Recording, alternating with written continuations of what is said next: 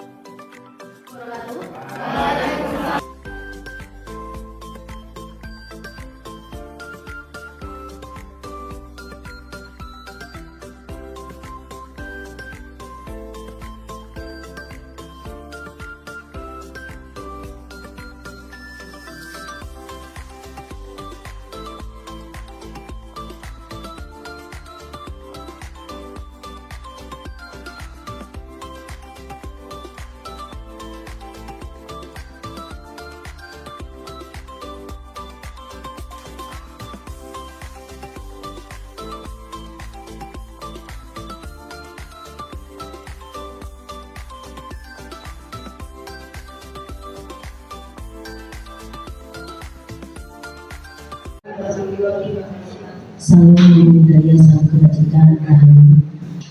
Pertama-tama, marilah kita panjatkan puji syukur kehadirat Allah Subhanahu Wa Taala karena atas limpahan rahmat-Nya kita dapat berkumpul di sini dalam rangka diseminasi aksi nyata modul 1.2 budaya positif oleh saya, CGP Rekognisi Angkatan 10 Kabupaten Blitar.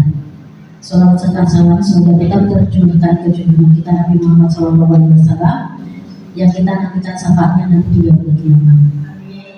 Pertama-tama saya ucapkan terima kasih kepada Bapak Ibu guru UPT SMPN 2 Selorejo yang telah meluangkan waktunya untuk mengikuti diseminasi pada hari ini. Nah, diseminasi saya kali ini adalah tentang aksi nyata modul 1.4 Bapak Ibu, yaitu tentang budaya positif.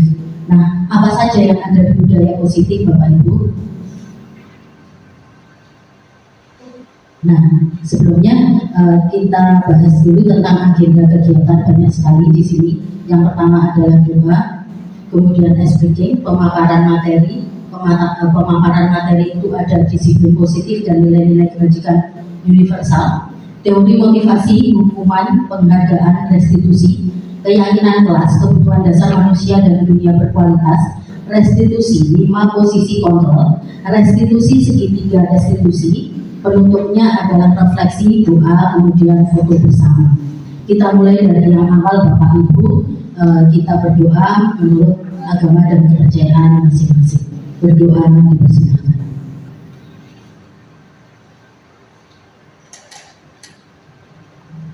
Berdoa diselesaikan, terima kasih. Kita mulai dulu dengan SPG-nya Bapak Ibu.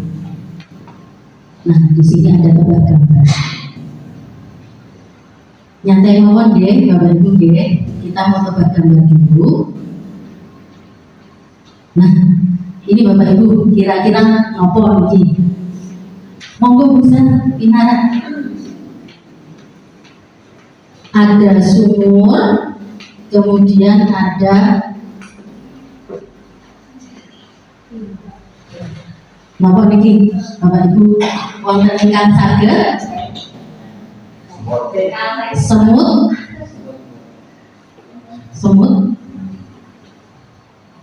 napa semut napa Bapak Ibu? Bu Sofi sama memakai kacamata semut napa Bu Sofi?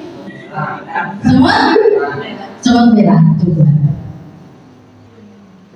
kita lihat.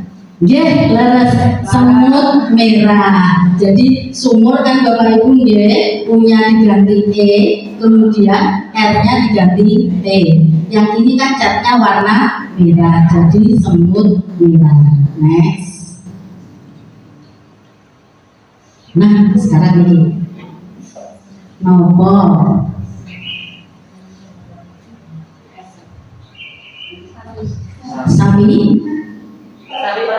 sapi perah. Kita lihat.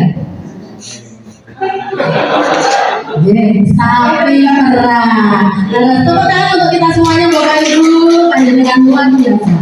Oke, kita mulai dari yang pertama nih Bapak Ibu. Kita masuk ke disiplin positif dan nilai-nilai kebajikan universal. Panjenengan ngastor kertas nih Bapak Ibu ya. Oke. Sekarang panjenengan mau saya ajak bermain Bapak Ibu. Ada kita berpasangan, ada lebih. Monggo saling berpasangan. Monggo.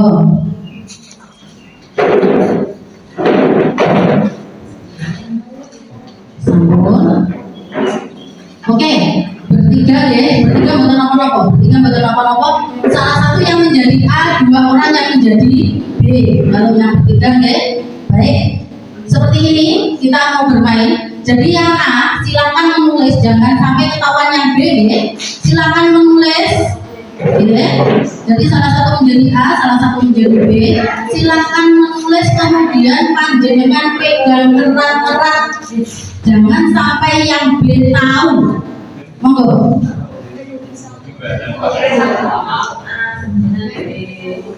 Monggo, yang B tunggu aja dulu. Biar yang A nulis, jangan sampai ketahuan ya.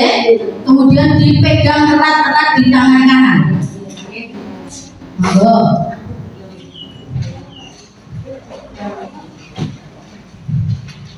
Panjenengan pegang erat-erat dia di tangan kanan, jangan sampai itu bisa dipegang oleh B. Ini merupakan barang berharga buat panjenengan. Jadi harus panjenengan pegang, jangan sampai dikasihkan di B. Sampun? Sudah?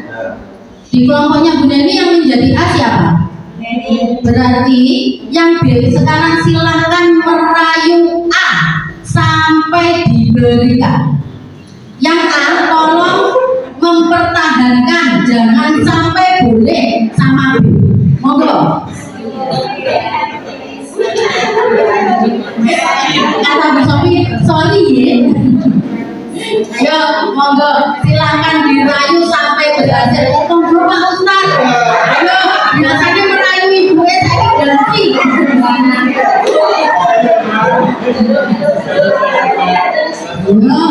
Monggo, kan Bu Neri dengan santainya. Orang itu. Boleh panjenengan intimidasi, panjenengan boleh ngasih upah. Yang penting itu bisa panjenengan ambil. Di rumah tidak apa-apa. Yang penting bisa panjenengan amin. Oke, sudah ada yang kena. Oke, sebentar sekarang. Ini Pak Jadi. Sekarang di Bu Sofi tadi yang memegang siapa? Oke, Bu Titi panjenengan tadi kalau merayu bagaimana?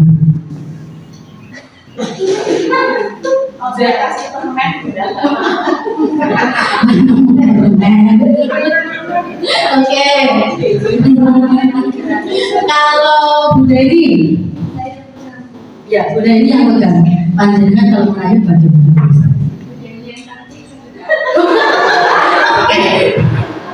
Akan saya tiru Bu Dedi yang cantik sedekah. Oke. Terus Pak Tres tadi kan panjenengan berhasil ya. Bagaimana triknya panjenengan? Iya, sampai dilebur. Oke, kita next ya. Nah, ini merupakan salah satu yang namanya teori kontrol Bapak Ibu. Nah, selama ini mungkin panjenengan berpikir bahwa kita itu bisa mengontrol siswa kita, tapi pada kenyataannya tidak begitu. Yang bisa mengontrol adalah siswa sendiri. Kenapa seperti itu? Ini tadi sudah terjadi. Kalau misalkan panjenengan bisa memegang terus, mau dikontrol orang seperti apapun, wes tau tak kei permen, wes tau sedekah. Kalau kita bisa mengontrol diri kita untuk tidak melepaskannya, itu tidak akan terlepas dari tangan kita. Tapi pada saat kita direbut seperti itu, sebetulnya dalam diri yang direbut, jadi dalam diri yang A, itu sebetulnya ada teori kontrol yang besar rebutan. Ya.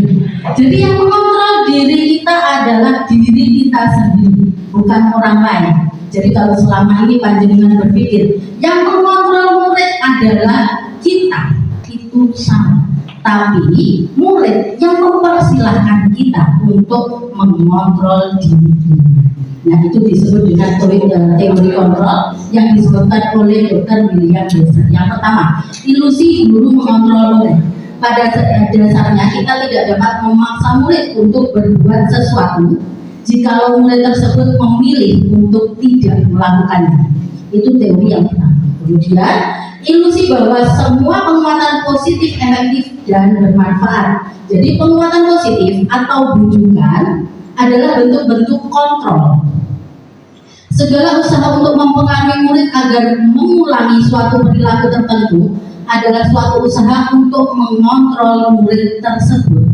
Tetapi sekali lagi, dalam jangka waktu tertentu, kemungkinan murid tersebut akan menyadari dan mencoba untuk menolak. Jadi misalkan, saya rajin loh, belum tentu minggu depan anaknya seperti itu. Karena apa? Sekali lagi, teori kontrol itu terdapat pada diri sendiri.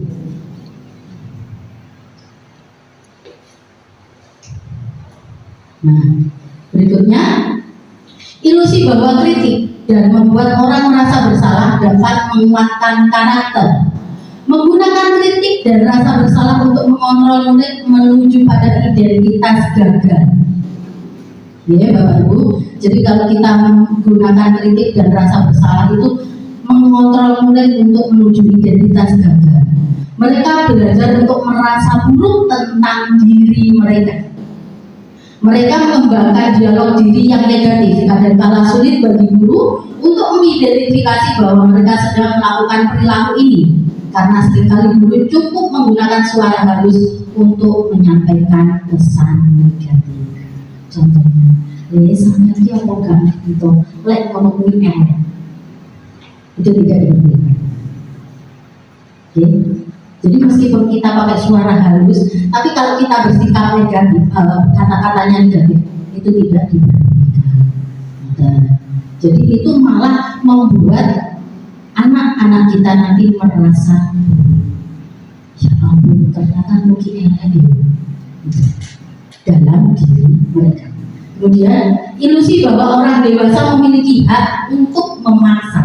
Panjenengan tadi kan memaksa, ya, ada yang memaksa seperti itu.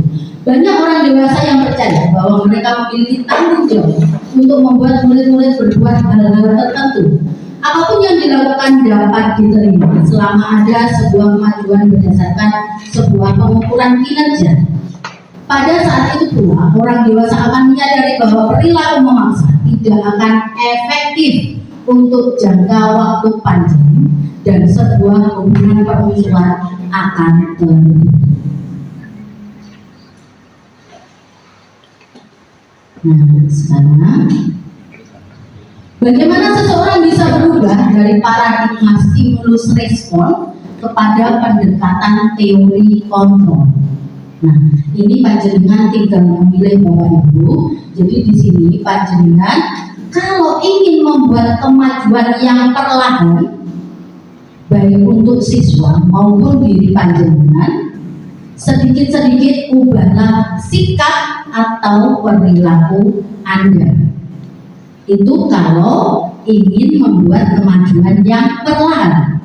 Tapi kalau panjenengan ingin memperbaiki cara-cara utama kita, jadi benar-benar dirubah dari yang negatif menjadi positif, itu kan cara utama kita, atau sesuatu yang sangat utama bagi kita harus benar-benar dirubah dari negatif langsung menjadi positif. Itu caranya adalah ubahlah bagaimana Anda melihat dunia, bagaimana Anda berpikir tentang manusia lain.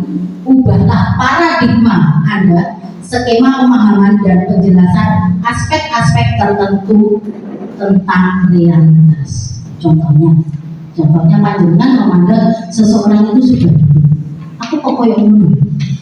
Nah, itu harus langsung panjenengan ubah. Saya harus berubah menjadi positif. Misalkan panjenengan mempunyai pemikiran seperti itu, berarti panjenengan harus merubahnya apa Bapak? Oh, orang itu sikapnya positif kok. Jadi jangan berpikir negatif terhadap seseorang. Contohnya seperti itu. Kalau ke anak kita, bocah mungkin muakan. Nah, kita ingin merubah paradigma itu.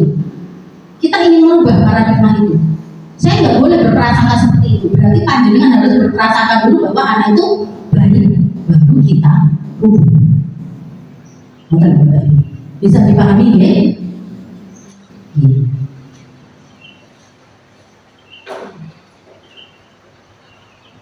Nah, ini Bapak Ibu, bagaimana seseorang bisa merubah dari paradigma stimulus respon kepada pendekatan teori kontrol. Kalau stimulus respon itu realitas atau kebutuhan kita sama, kebutuhan kita sama kok, kita sama-sama mengajar. Itu kalau stimulus respon, kalau kita mau perlahan berubahnya. Tapi kalau secara cepat, panjenengan harus berpikir bahwa realitas kebutuhan kita itu berbeda. Setiap anak itu kebutuhannya berbeda, tidak sama. Makanya sekarang ada yang namanya pembelajaran berdiferensiasi. Kemudian semua orang melihat hal yang sama. Seharusnya setiap orang memiliki gambaran yang berbeda. Kita mencoba mengubah orang agar berpandangan sama dengan kita. Kita berusaha memahami pandangan orang lain tentang dunia. Jadi dunia itu tidak akan pernah sama. Ini nanti untuk selanjutnya bisa saya share ya Bapak Ibu. Kita next saja.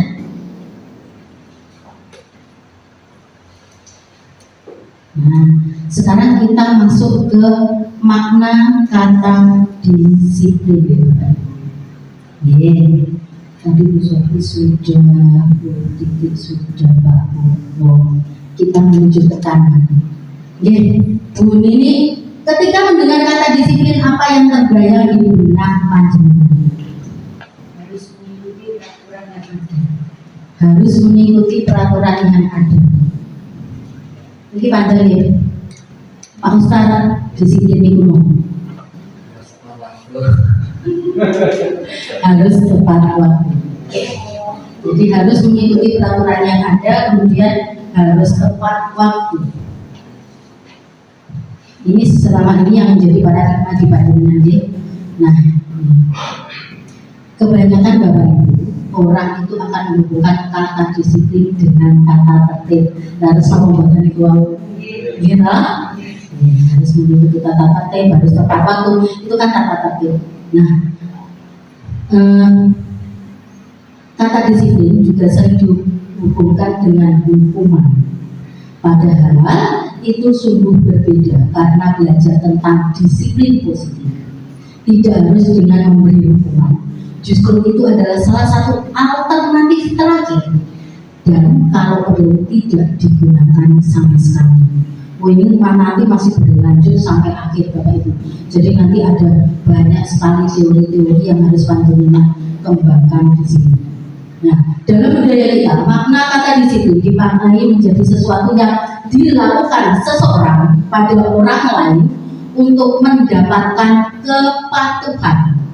Kita cenderung menghubungkan kata positif, kata disiplin dengan ketidaknyamanan. Contohnya, datang tepat waktu, jam 7 harus datang. Jangan tidak nyaman, kenapa? Kemudian pulang harus pukul 3. Jangan tidak nyaman, wong neng omah iki pegawaian bangke. Nyapa to dicatet. Nah, itu namanya itu contohnya ketidaknyamanan. Nah, ini makna kata disiplin Bapak Ibu berdasarkan Bapak Pendidikan Ki Hajar Dewantoro menyatakan bahwa di mana ada kemerdekaan, disitulah harus ada disiplin yang kuat. Sungguh pun disiplin itu bersifat self-disiplin, yaitu kita sendiri yang mewajibkan kita dengan sekeras-kerasnya. Tetapi itu sama saja. Sebab jikalau kita tidak cakap melakukan self-disiplin, wajiblah penguasa lain mendisiplinkan diri kita. Dan peraturan demikian itulah harus ada di dalam suasana yang merdeka.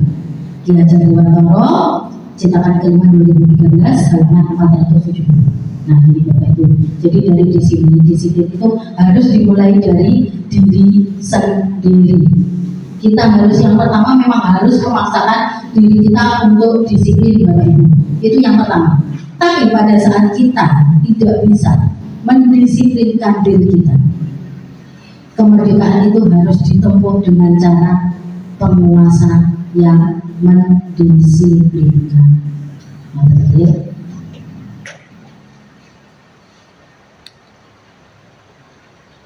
Nah, di sini. Di situ Ki Hajar Dewantoro menyatakan bahwa untuk mencapai kemerdekaan atau dalam konteks pendidikan kita saat ini, untuk menciptakan murid yang merdeka, merdeka belajar Bapak Ibu, syarat utamanya adalah harus ada disiplin yang kuat. Disiplin yang dimaksud adalah disiplin diri yang memiliki motivasi internal. Jadi disiplin dari diri sendiri atau self-disiplin. Jika kita tidak memiliki motivasi internal, maka kita memerlukan pihak lain untuk mendisiplinkan kita atau motivasi yang namanya motivasi eksternal karena berasal dari luar, bukan dari dalam diri kita sendiri. Sebagai pendidik, tujuan kita adalah menciptakan anak-anak yang memiliki disiplin diri sehingga mereka bisa berperilaku dengan mengacu pada nilai-nilai kebajikan universal dan memiliki motivasi intrinsik bukan ekstrinsik. Jadi motivasi dari diri sendiri bukan dari luar. Nah, itu seperti apa, Bu? Sekadar selanjutnya. Nanti ada caranya.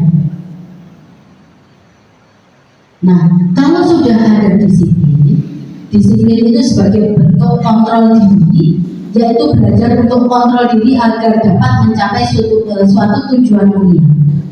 Nah, tujuan mulia di sini mengacu pada nilai-nilai atau prinsip mulia yang dianut seseorang. Kita namakan nilai-nilai tersebut adalah sebagai nilai-nilai kebajikan yang universal. Jadi dari disiplin tadi akhirnya muncullah yang namanya nilai-nilai kebajikan. Nilai-nilai ini merupakan payung besar dari sikap dan perilaku kita, atau nilai-nilai ini merupakan fondasi kita berperilaku. Nilai-nilai kebajikan adalah sifat positif manusia yang merupakan tujuan mulia yang ingin dicapai setiap individu. Nah, sebetulnya dari sini tadi dari disiplin itu akan menimbulkan nilai-nilai kebajikan. Nah, nilai-nilai kebajikan untuk murid itu apa Bapak?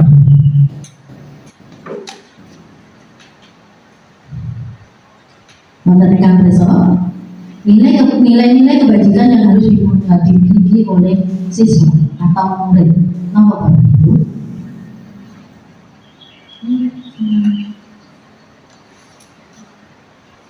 Panjenengan besok ini? Nah, iya. Jadi nilai-nilai kebajikan yang harus dimiliki oleh murid itu adalah profil pelajar Pancasila.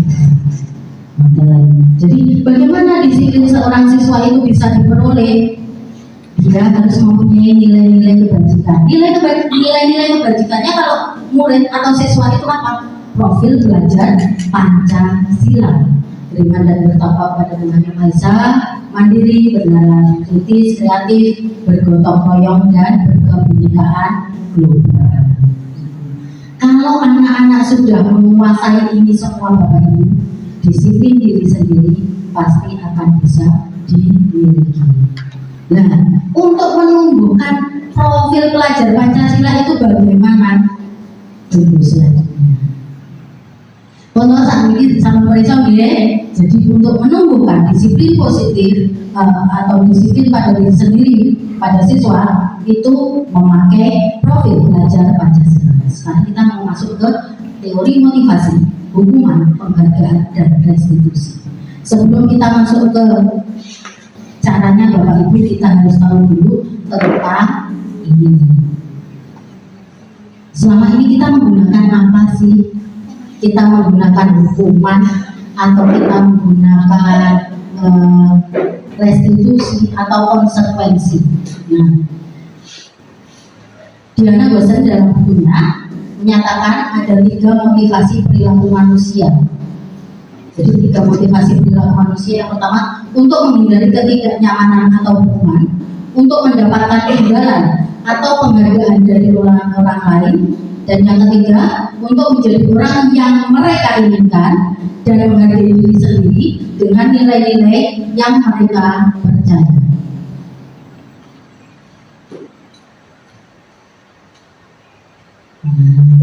Sekarang 3 motivasi perilaku manusia. Tujuan dari disiplin positif adalah menanamkan motivasi yang ketiganya pada murid-murid kita, yaitu untuk menjadi orang yang mereka inginkan dan menghargai diri sendiri dengan nilai-nilai yang mereka percaya. Ketika murid-murid kita memiliki motivasi tersebut, mereka telah memiliki yang namanya motivasi intrinsik atau motivasi dalam diri sendiri yang berdampak jangka panjang. Jadi kalau ingin memotivasi diri sendiri itu nanti dampaknya jangka panjang. Tapi kalau motivasi itu dari orang lain, dampaknya itu jangka pendek. Nah, motivasi yang tidak akan terpengaruh pada adanya hukuman atau hadiah. Jadi maksudnya seperti ini. Sampai tujuh sedek, lah orang sedek, sampai nanti saya hukum ini. Nah, itu tidak akan terjadi kalau dia sudah mempunyai disiplin diri sendiri.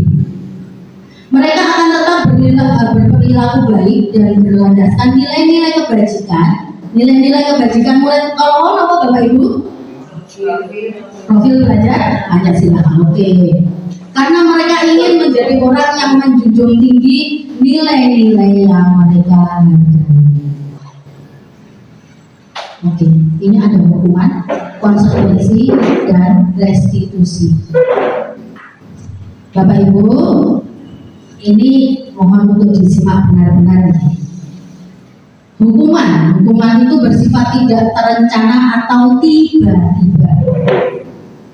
Jadi pada saat panjenengan menghukum siswa atau menghukum murid, itu mesti tidak terencana Bapak Ibu, atau tiba-tiba. Masuk panjenengan tadi, "Medan, gawe kesalahan tak hukum," kan diboten nggih. Nah itu. Anak atau murid tidak tahu apa yang akan terjadi dan tidak dilibatkan. Hukuman bersifat satu arah dari pihak guru yang memberikan, dan murid hanya menerima suatu hukuman tanpa melakukan suatu kesepakatan atau pengarahan dari pihak guru, baik sebelum atau sesudahnya. Hukuman yang diberikan bisa berupa fisik maupun psikis. Murid atau anak yang disakiti oleh suatu perbuatan atau kata-kata. Kemudian ada yang namanya konsekuensi. Kalau konsekuensi itu sudah terencana atau sudah disepakati, sudah dibahas dan disetujui oleh murid dan guru. Umumnya bentuk konsekuensi dibuat oleh pihak guru atau sekolah, dan murid sudah mengetahui sebelumnya konsekuensi yang akan diterima bila ada pelanggaran. Ini contohnya memakai apa Bapak Ibu? Kalau anak sudah mengetahui konsekuensinya nanti ini, dan menolak, kita memakai apa Bapak Ibu? Nopo Bu Sofi? Kesepakatan. Oke, monggo yang lainnya. Nopo? Nopo terusan, monggo, nopo? Ancaman. Oke, monggo yang lainnya. Buati, nopo buati? Disiplin dalam bentuk konsekuensi. Sistem skors, ya kita biasanya menggunakan poin itu loh Bapak Ibu. Jadi kalau poinnya sudah mendapatkan jumlah sekian, jadi nanti konsekuensinya ini. Kemudian restitusi adalah proses menciptakan kondisi bagi murid untuk memperbaiki kesalahan mereka sehingga mereka bisa kembali pada kelompok mereka dengan karakter yang lebih kuat. Restitusi juga merupakan proses kolaboratif yang mengajarkan murid untuk mencari solusi untuk masalah mereka dan membantu murid berpikir tentang orang seperti apa yang mereka inginkan, bagaimana mereka harus memperlakukan orang lain. Nah, kalau dari ketiga ini, menurut panjenengan apa yang harus kita lakukan? Yang mana Bapak? Yang mana menurut panjenengan? Pastinya kan ada pandangan sendiri-sendiri, oke?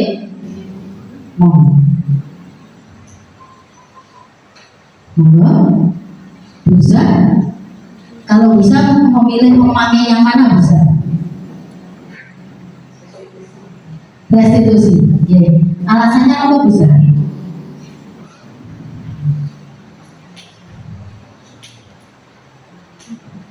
Karena memperlakukan anak dengan lebih bijak. Monggo, ada yang lain? Restitusi. Apa alasannya Bu Neni? Karena tidak menciptakan suatu keterpaksaan. Karena tidak menciptakan suatu keterpaksaan pada diri seseorang. Nah, mungkin di dalam diri panjenengan sendiri, apa mungkin gak cakap bisa bijak ngono. Nah, makanya harus dibiasakan dulu dari apa tadi Bapak Ibu?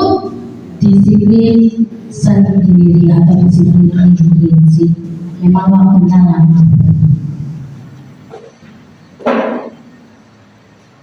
Nah, sekarang kita masuk ke kuis. Sebentar, saya lepaskan dulu.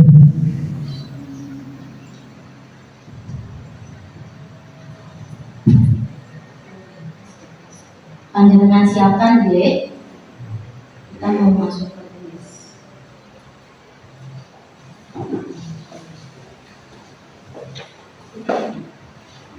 Panjenengan siapkan HP-nya Bapak Ibu. Oke, kita mau main-main dulu Bapak Ibu, sekaligus panjenengan bisa mengukur tingkat pemahaman panjenengan tentang tadi hukuman. Kemudian ada konsekuensi dan ada restitusi. Jadi ini nanti termasuk ke apa? Sambil yang sudah ngantuk bisa agak refreshing sedikit ya.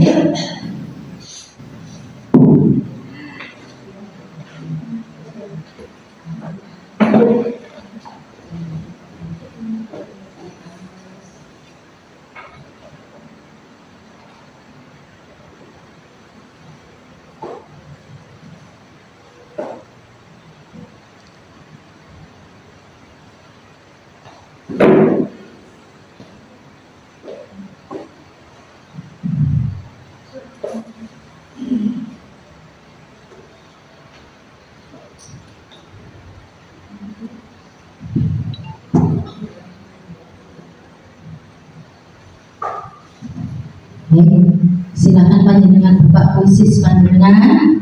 Sudah terbiasa ya puisis tulisannya HUIZIZZ.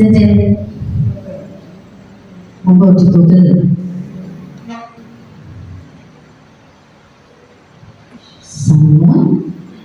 Nah, kodenya itu.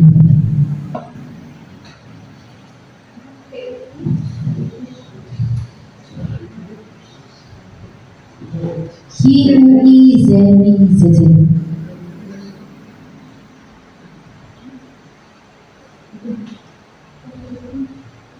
Samun, kodenya itu.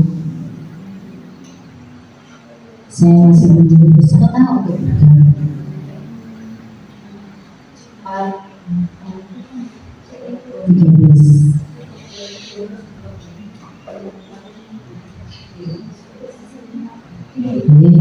Ini sampun dengan hijau-hijaunya, kaos hijau, topi biru siap untuk bertempur. Monggo. Ini Pak Puji pakai merah, topinya merah. Monggo, yang lainnya saya tunggu.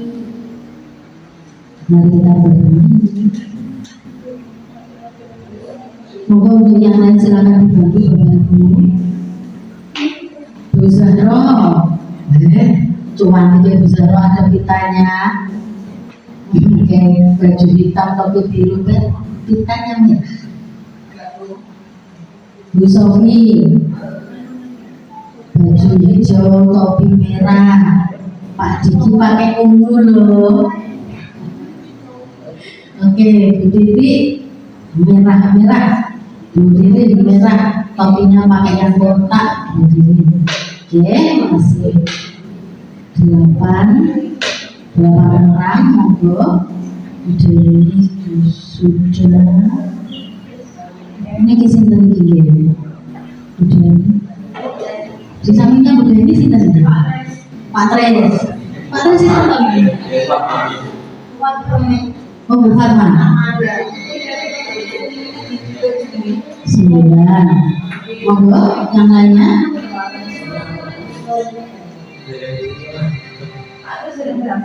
Oh, Pak Tres sudah berhasil.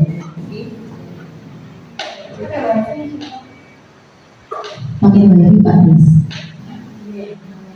Ini sambung. Oke.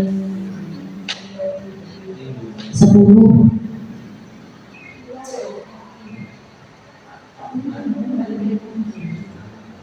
Monggo.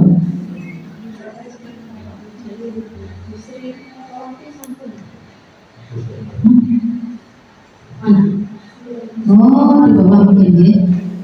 Nomor itu 10 orang. Kita akan menuju puncak yang tinggi di Bapak Ibu, balapan malam ya.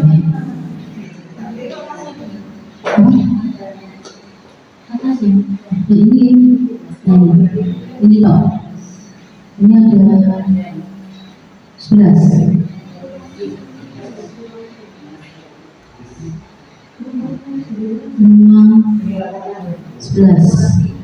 Nggak ada cinta Aktres kali Buati nggak ada. Namanya siapa Bu? Atau mungkin bisa.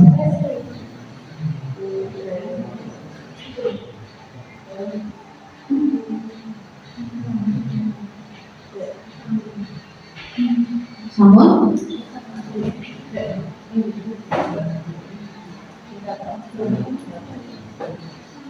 Tapi sudah dibuat di sini. Sambung. Oke. Sambung kira Pak ada sebenarnya.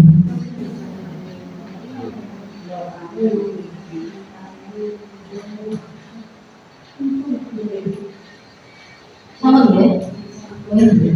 Ini juga ini asli. Sudah nambah. 4, 8, 9, Sampun, sudah semua nggih? Baik, kita mulai. Silakan konsentrasi Bapak Ibu. Intinya silakan perhatikan dan ingat-ingat 3 tadi nggih. Ada hukuman, kemudian konsekuensi dan restitusi. Kita mulai dari sekarang. Monggo Bapak Ibu, silakan.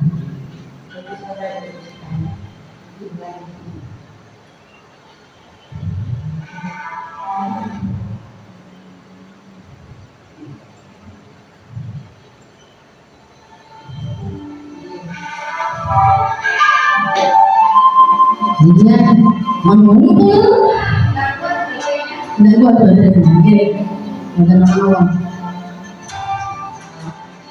kita akan menuju puncak yang tinggi bersama-sama Bapak Ibu. Ya, menyusul.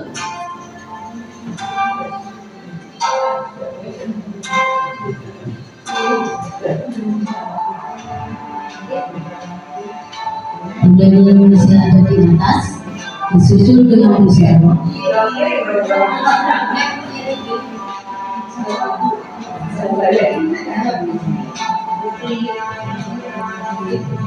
ST ini Bu 4 res.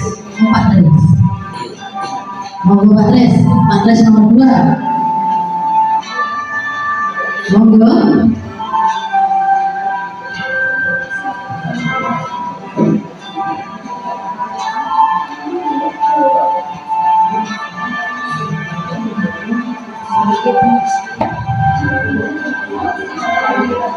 Ini meskipun nanti sudah sampai puncak, belum tentu yang di puncak itu bisa menjadi nomor 1 di Bali. Monggo. Pak Diki nomor 3. Oh, Pak Diki mau konsentrasi dulu.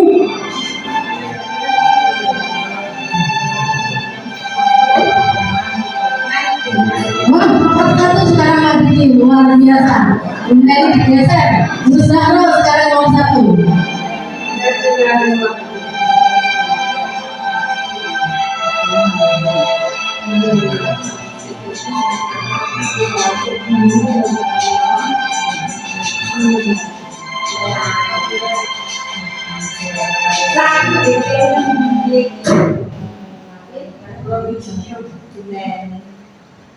Ini nomor 1.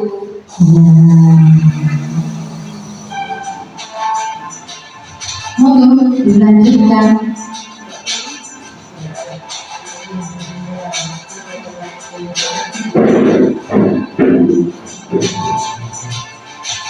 Menjadi kembali ke nomor 1.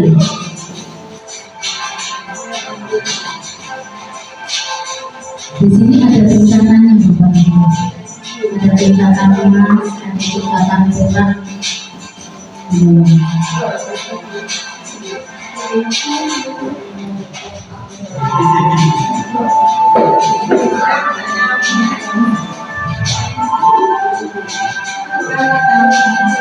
Ini memang model baru dari bisnis Bapak Ibu. Atau saya yang ngetek jadi saya baru tahu ini.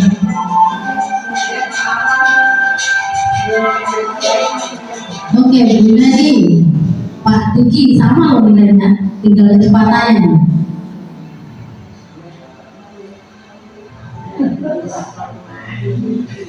Kita nama di gimana sih itu?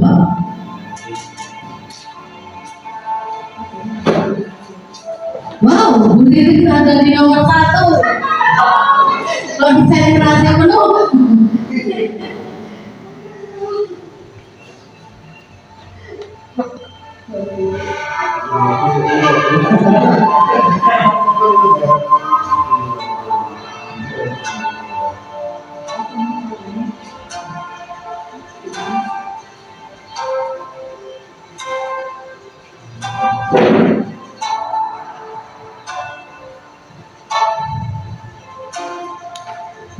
Pak Diki ada di nomor 1 sekarang.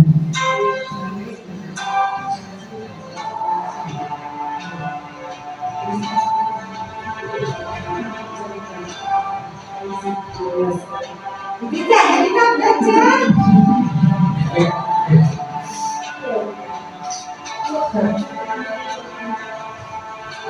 Pak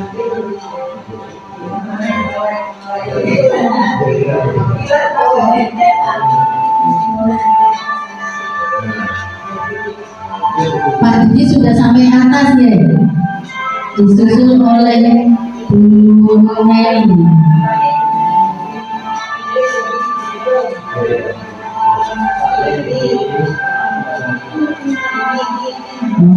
Jadi ada di nomor 2, ini nomor 3. Oh, ini sekarang nomor 1.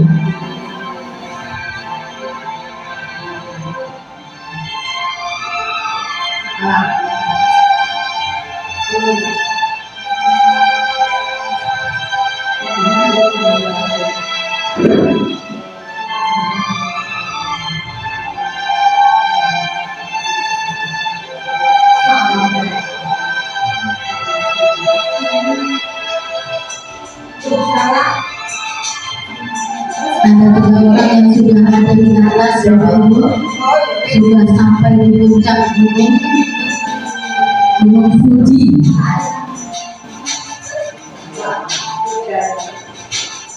Benar.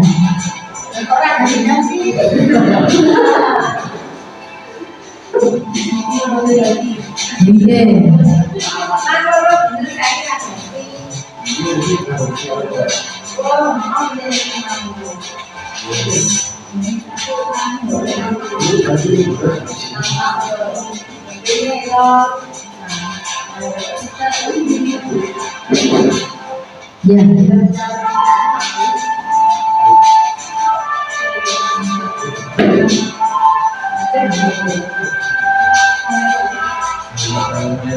Wow, Bu Sofi langsung terlihat menyusul jadi nomor 3 ya Bu Sofi. Nomor 2 Bu Sofi, lanjutkan.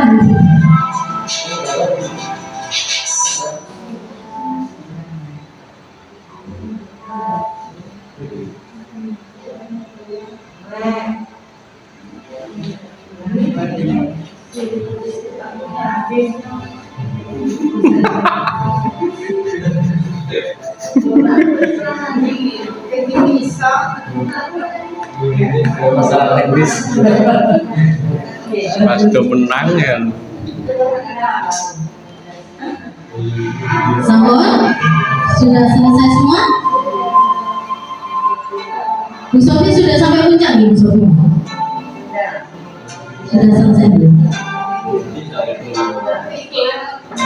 Hilang. Oke. Ya Bapak Ibu, jadi di tingkat emas di sini bisa kita lihat yang pertama adalah Bu Neni, yang nomor 2 Bu Sofi, nomor 3 Pak Didi, dan nomor 4 adalah Bu Riri. Nanti silakan diambil ya untuk emasnya di puncak gunung. Oke, terima kasih Bapak Ibu. Ini mungkin nantinya bisa untuk panjenengan bermain dengan anak-anak, pembelajaran yang menyenangkan. Oke. Baik Bapak Ibu, kita kembali ke sini.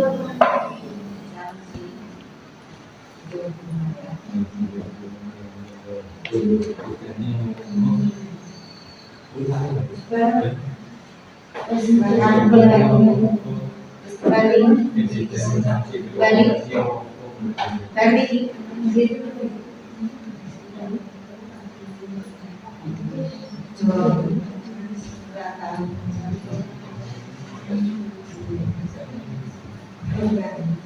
Baik Bapak Ibu, sekarang kita masuk ke keyakinan kelas.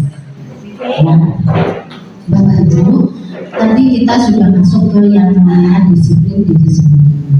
Kemudian itu bisa diwujudkan dengan yang namanya profil pelajar Pancasila. Kalau dalam kelas itu bisa diwujudkan dengan apa? Bagaimana anak-anak bisa mematuhi peraturan yang ada di dalam kelas. Nah, itu bisa diwujudkan yang namanya keyakinan kelas Bapak Ibu, atau yang selama ini kita ketahui dengan yang namanya kesepakatan kelas. dari keyakinan kelas atau kesepakatan kelas yang sudah kita bentuk, nantinya kita kumpulkan dan akan menjadi yang namanya keyakinan atau kesepakatan sekolah. Nah, kuncinya dalam membuat keyakinan kelas itu seperti apa?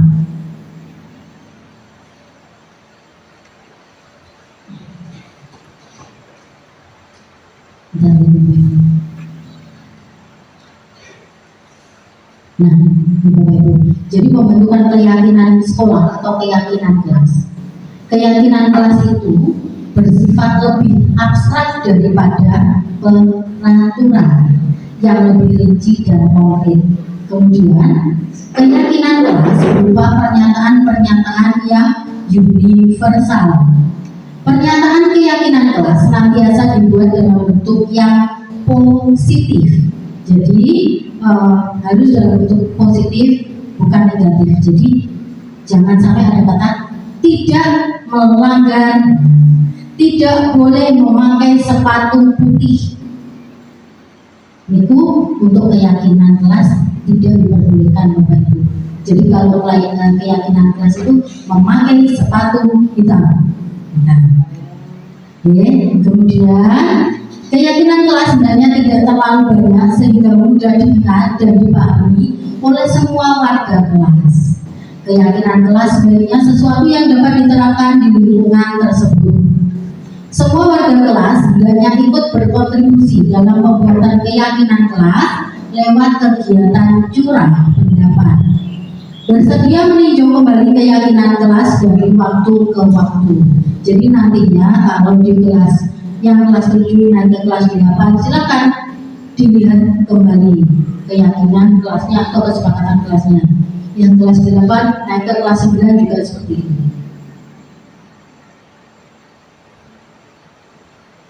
Nah, ini adalah prosedur pembentukan keyakinan sekolah atau kelas.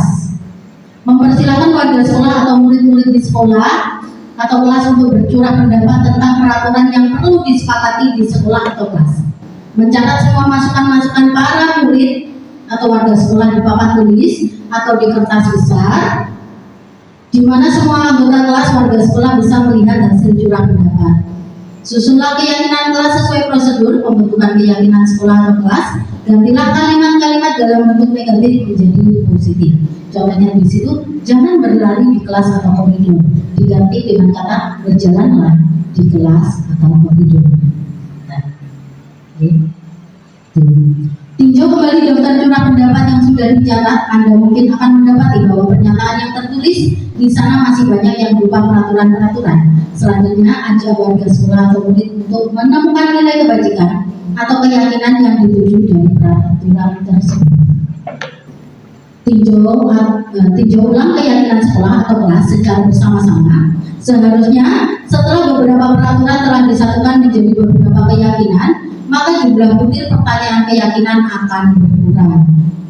Setelah keyakinan sekolah atau kelas selesai dibuat, maka semua warga kelas dipersilakan meninjau ulang dan menyetujui dengan menandatangani keyakinan sekolah atau kelas tersebut, termasuk guru dan semua warga atau murid. Keyakinan sekolah atau kelas selanjutnya bisa dilekatkan di dinding kelas di tempat yang mudah dilihat oleh semua warga kelas. Nah, ini adalah contoh keyakinan kelas, Bapak Ibu. Jadi setiap anggota kelas perlu belajar. Setiap anggota kelas perlu semangat. Setiap anggota kelas perlu melakukan tugas seperti itu, Bapak Ibu. Kemudian yang kelas keyakinan kelas 7, jadi itu dikelompok-kelompokkan. Ada yang berhormat, bekerja, diterima, dan dimiliki seperti itu. Jadi kalau yang secara nyata ini Bapak Ibu.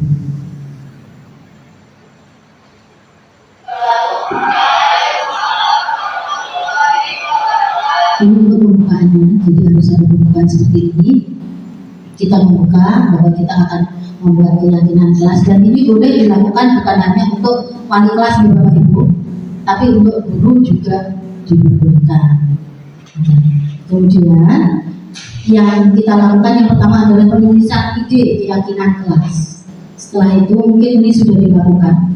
kemudian penempelan ide keyakinan kelas seperti ini ya, sampun. Terus setelah itu pengidentifikasian ide keyakinan kelas Bapak Ibu. Jadi dibaca ulang, anak-anak membaca ulang. Biasanya antara ide satu dan ide yang lain itu ada yang sama. Kemudian pengelompokan ide keyakinan kelas, jadi dikelompokkan yang sama, kemudian yang hampir sama kata-katanya itu dikelompokkan.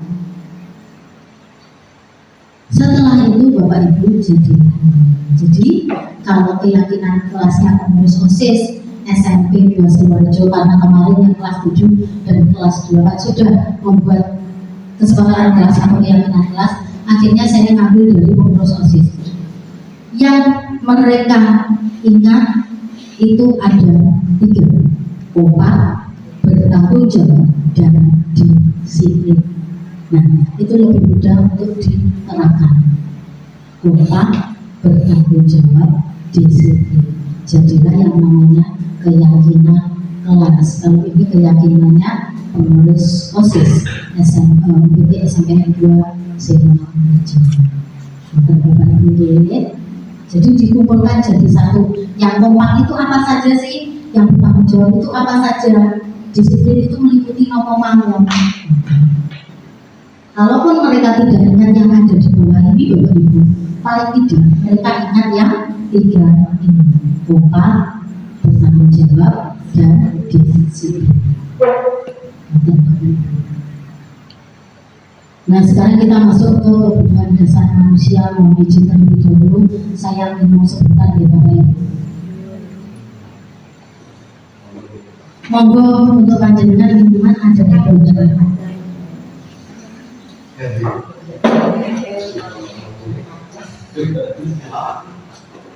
Masih kenapa? Masih bisa? Masih boleh? Sudah berapa jam? 5 menit.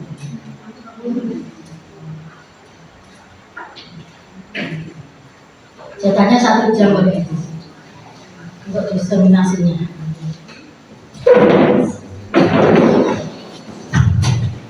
Jam segel.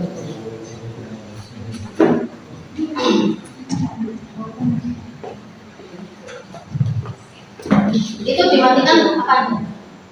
Masih berlanjut. Namun, buat menerumnya Bapak Ibu, monggo nabi menerumnya tidak apa sambil minum buat apa-apa yang aneh mawon ini. Monggo nabi badhe menerumane. Berarti sambil ini.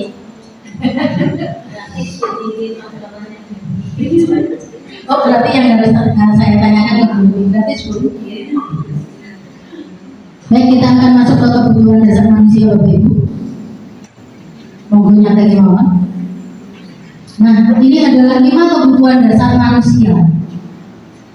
Jadi bukan primer, sekunder, tersier. Kalau berdasarkan kurikulum Merdeka Belajar. Tapi di sini ada 5 kebutuhan dasar manusia. Yang pertama adalah kebutuhan untuk bertahan hidup atau survival. Terus membacanya seperti itu. Terus Bu Lirin. Jadi kebutuhan yang bersifat fisiologis untuk bertahan hidup, misalnya kesehatan, rumah, dan makanan, itu masuknya ke kebutuhan bertahan hidup. Kalau yang biasanya di IPS itu primer begitu kebutuhan pokok. Nah, kemudian yang kedua adalah kebutuhan kasih sayang dan rasa diterima. Kebutuhan ini dan 3 kebutuhan berikutnya adalah kebutuhan psikologis. Kebutuhan untuk disayangi dan diterima meliputi kebutuhan akan hubungan dan koneksi sosial, kebutuhan untuk memberi dan menerima kasih sayang, dan kebutuhan untuk merasa menjadi bagian dari suatu kelompok. Jadi ini sebetulnya kebutuhan-kebutuhan manusia atau kebutuhan anak-anak kita, siswa-siswi kita Bapak Ibu. Ini yang perlu dipahami oleh Bapak Ibu guru. Berikutnya adalah kebutuhan penguasaan, kebutuhan pengakuan atas kemampuan. Nah, ini juga dibutuhkan oleh anak-anak. Kebutuhan ini berhubungan dengan kekuatan untuk mencapai sesuatu, menjadi kompeten, menjadi terampil, diakui atas prestasi dan keterampilannya, kemudian didengarkan, memiliki rasa harga diri. Kebutuhan ini meliputi keinginan untuk dianggap berharga, bisa membuat perbedaan, bisa membuat pencapaian, kompeten, diakui, dihormati. Ini meliputi self esteem dan keinginan untuk meninggalkan pengaruh. Jadi misalkan anak-anak kita mendapatkan penghargaan, kemudian kita luar biasa, selamat ya Nak. Ini adalah kebutuhan penguasaan yang diinginkan oleh mereka pada saat mereka mendapatkan sesuatu atau mencapai sesuatu. Kemudian kebebasan, kebutuhan akan pilihan. Kebutuhan untuk bebas adalah kebutuhan akan kemandirian, otonomi, memiliki pilihan dan mampu mengendalikan arah hidup seseorang. Anak-anak dengan kebutuhan kebebasan yang tinggi menginginkan pilihan. Mereka perlu banyak bergerak, suka mencoba-coba, tidak terlalu terpengaruh orang lain, dan senang mencoba hal baru dan menarik. Makanya kalau dalam kurikulum mereka, sekali lagi ada yang namanya pembelajaran berdiferensiasi. Itu masuknya ke kebebasan. Kemudian ada kebutuhan kesenangan. Kalau yang namanya anak-anak, kita pun juga punya kebutuhan yang namanya kebutuhan kesenangan atau kebutuhan untuk merasa senang. Kebutuhan akan kesenangan adalah kebutuhan untuk mencari kesenangan, bermain dan tertawa. Ini adalah 5 kebutuhan dasar manusia. Nah, sekarang kita masuk ke 5 posisi kontrol. Ini yang biasanya tidak panjenengan istilahnya, oh saya sudah melakukan yang seperti ini. Panjenengan tidak sadari dengan 5 posisi kontrol yang biasanya panjenengan lakukan kepada murid-murid kita. Kita mulai. Jadi yang pertama adalah pengukur. Jadi seorang penghukum bisa menggunakan hukuman fisik maupun verbal. Orang-orang yang menjalankan posisi penghukum senantiasa mengatakan bahwa sekolah bukan sistem atau alat yang dapat lebih menekan murid-murid lebih dalam lagi. Guru-guru yang menerapkan posisi penghukum akan berkata, patuhi aturan saya atau awas. Kamu selalu saja salah. Selalu, pasti selalu, dan yang terakhir selesai.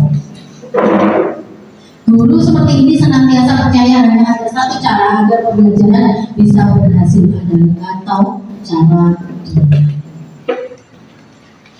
penghukum itu biasanya ada suara tinggi, bahasa tubuh, matanya melotot, dan jari menunjuk menghadiri. Terlambat lagi, pasti terlambat lagi, selalu datang terlambat. Kapan bisa datang tepat waktu? Ini kalau penghukum ya, sampun, paham ya? Membuat merasa bersalah. Bukan panjenengan saja, saya juga masih belajar Bapak Ibu. Ya. Ini juga untuk belajar saya sendiri juga di sini. Kalau membuat merasa bersalah, pada posisi ini biasanya guru akan bersuara lebih dulu. Nah, membuat rasa bersalah akan menggunakan keheningan yang membuat orang lain merasa tidak nyaman, bersalah, atau rendah diri. Kata-kata yang keluar dengan lembut akan seperti ini. Ibu sangat kecewa sekali, kan? Berapa kali Bapak harus memberitahu kamu? Gimana coba? Kalau orang tua kamu tahu kamu berbuat seperti ini, nanti mau benar. Naik keluar nanti nanti dulu. Jadi membuat merasa bersalah itu biasanya ada suaranya melas, halus, sedih, bahasa tubuhnya melekat pada anak. Mungkin kalian tahu lagi deh, aku hijau. Makanya saya harus belajar.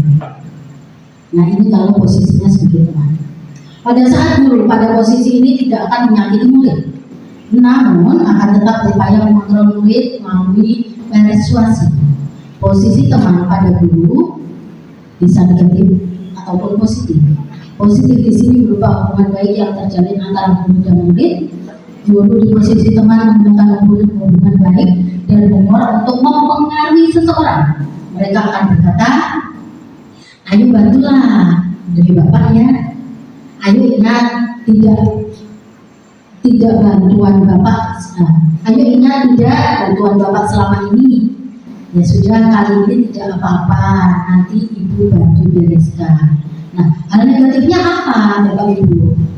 Pada saat guru tersebut tidak membantu, maka murid akan kecewa dan berkata, saya pikir Bapak atau Ibu itu teman saya. Murid merasa dikecewakan dan tidak mau lagi berusaha. Hal lain yang mungkin timbul adalah murid hanya akan bertindak untuk guru tertentu. Jadi dia bisa diperintah oleh guru tertentu, tetapi tidak oleh guru yang lain. Nah, ciri-cirinya nada suaranya adalah ramah, akrab, bercanda, bahasa tubuhnya merapat pada murid, mata dan senyumnya jenaka. Wonten boten. Berikutnya Bapak Ibu, ini adalah posisi pemantau. Memantau berarti mengawasi. Pada saat kita mengawasi, kita bertanggung jawab atas perilaku orang-orang yang kita awasi. Posisi pemantau berdasarkan pada peraturan-peraturan dan konsekuensi dengan menggunakan sanksi atau konsekuensi. Teknik coaching. Nah, di sini kita harus bertanya, kesalahan kamu apa? Nah, kira-kira kalau dengan kesalahan itu akibatnya apa?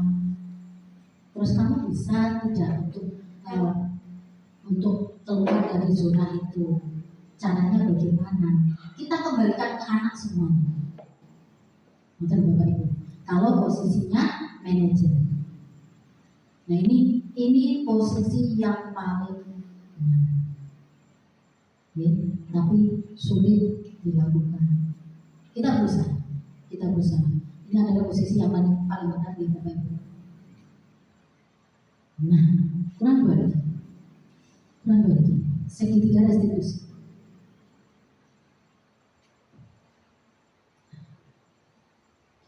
Ini cara yang digunakan oleh seorang manajer yang posisinya manajer tadi Bapak Ibu.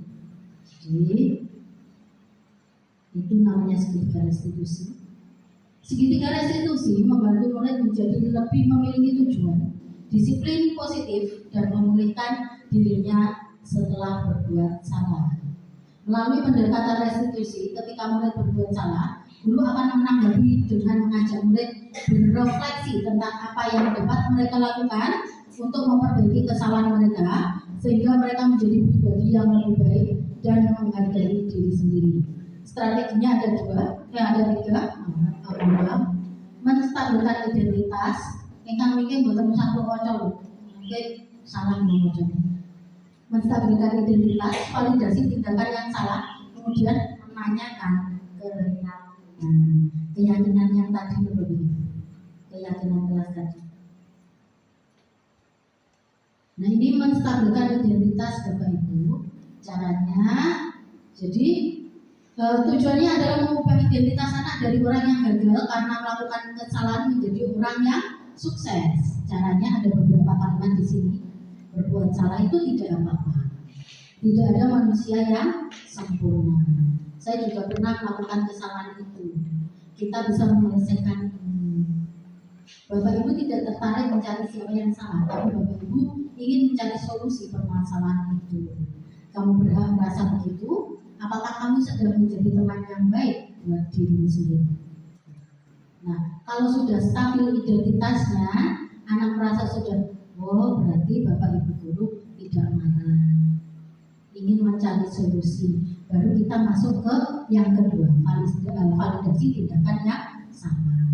Setiap tindakan kita dilakukan dengan suatu tujuan, yaitu memenuhi kebutuhan dasar. Kalau kita memahami kebutuhan dasar apa yang mendasari sebuah tindakan, kita akan menemukan cara yang paling efektif untuk memenuhi kebutuhan tersebut. Nah, caranya, kata-katanya seperti ini Bapak Ibu. Ini cuma contoh ya Bapak Ibu. Padahal kamu bisa melakukan yang lebih buruk lagi loh dari ini ya. Jangan masih, oke Bu, tapi kan kalau bukan konten itu. Nah, dia mulai merasa, oh iya berarti tindakan saya itu salah. Kemudian kamu pasti punya alasan mengapa melakukan hal itu. Kamu patut bangga pada diri kamu sendiri karena kamu telah melindungi sesuatu yang penting buatmu. Kamu boleh mempertahankan sikap itu, tapi kamu harus menambahkan sikap yang baru. Nah, baru panjenengan masukkan nanti yang positif di sikap yang baru itu. Yang terakhir adalah menanyakan keyakinan. Tadi kan sudah ada keyakinan kelas, terus keyakinan di keluarga. Nah, pertanyaannya, apa yang kita percaya sebagai keyakinan kelas atau keluarga? Apa nilai-nilai umum yang telah kita sepakati? Nah, ini baru mendorong anak, oh iya, berarti seharusnya saya seperti itu. Saya seperti keyakinan kelas yang sudah dibentuk. Jadi ada step-stepnya. Yang pertama, buat anak merasa tidak bersalah terlebih dahulu, kemudian membangunnya lagi, dan baru menanyakan keyakinan kelas mana yang tadi dilakukan.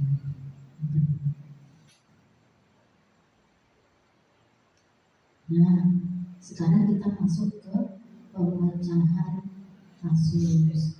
Ini ada satu kasus nih Bapak Ibu.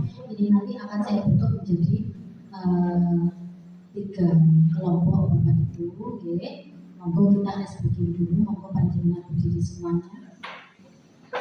Monggo di tengah Bapak Ibu.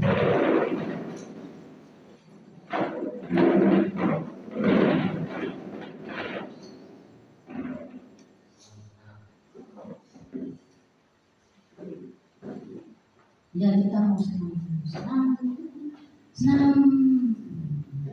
Monggo di tengah Bapak Ibu, di tengah. Monggo. Kuncinya karena di sini ada Pak Ustadz dan Bu Ustadz, tidak boleh berpegangan tangan.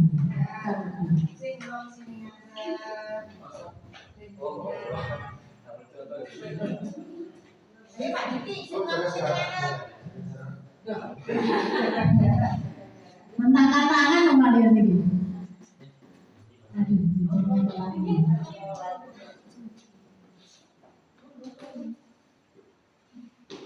Ayo kita bermain. Bu Elsa bisa pinjam. Ya. Ini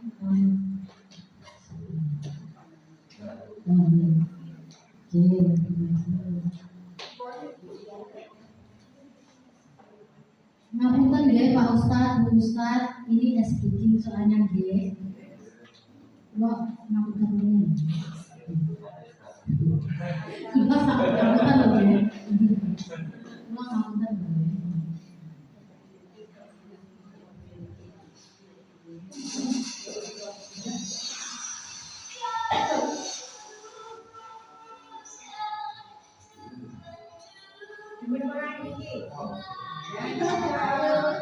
Nanti panjenengan silakan melihat itu ya Bapak Ibu ya. Tapi nanti pada saat tangan saya ini membentuk angka 2 jari saya, berarti panjenengan harus berpasangan. Oke, sampun paham.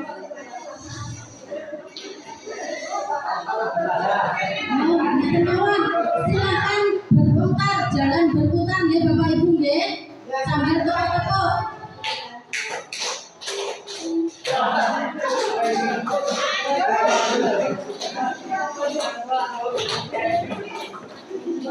Ya, silakan diperhatikan deh.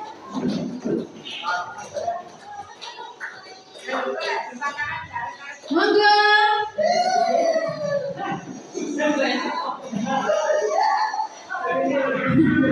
Monggo. Berikutnya silakan putar kembali.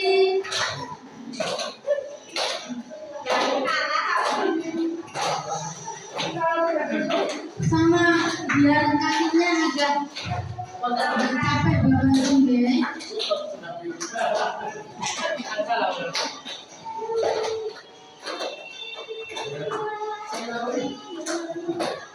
Monggo Bapak Ibu.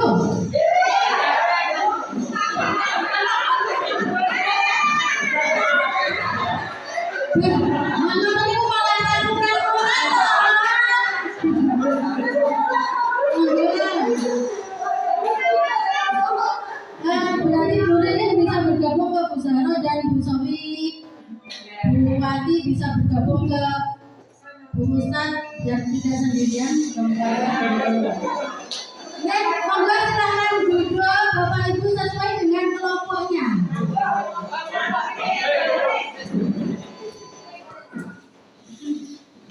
Pak Kris kendel Pak Dek. Ya, Bapak Ibu akan saya bagikan kertas ini ya Bapak Ibu.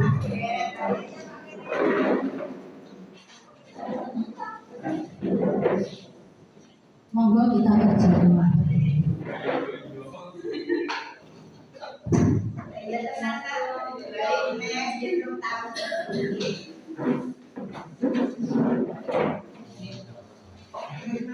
Alat-alatnya ada di sini ya Bapak Ibu, nanti yang panjenengan perlukan silakan diambil di sini.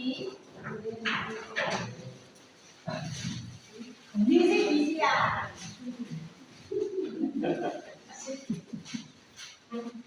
Nah Bapak Ibu,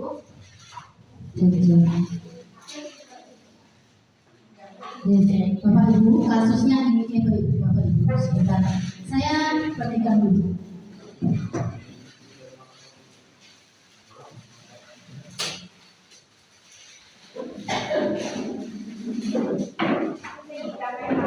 Kasusnya sudah ada di lembaran.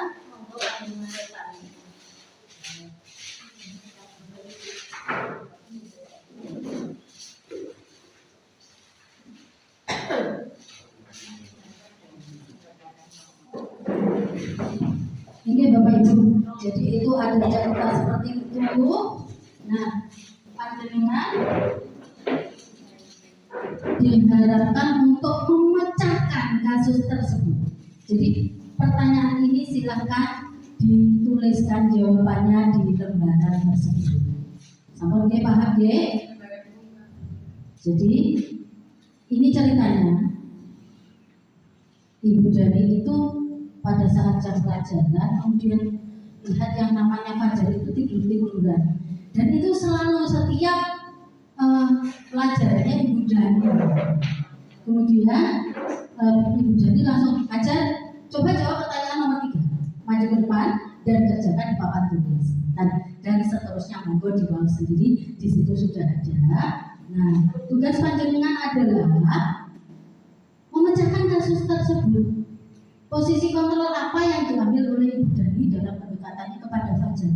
Jadi posisi kontrol yang apa? Tadi kan sudah ada deh. Posisi kontrol ada berapa? 5. Jadi dia sebagai penghukum atau sebagai teman atau sebagai manajer, mantan Bapak Ibu. Kemudian membaca sikap Fajar, kira-kira kebutuhan apa yang diperlukan oleh Fajar?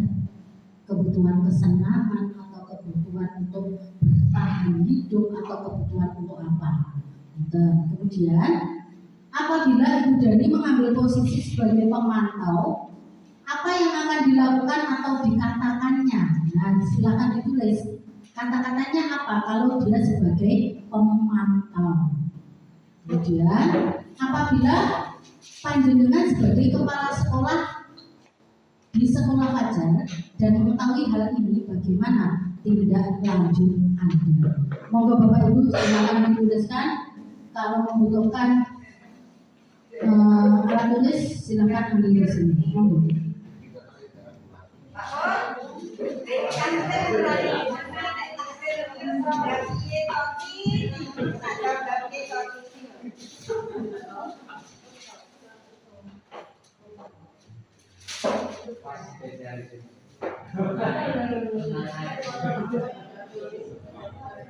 Monggo, ini ada spidol yang besar Bapak Ibu untuk menulis yang ada di atas.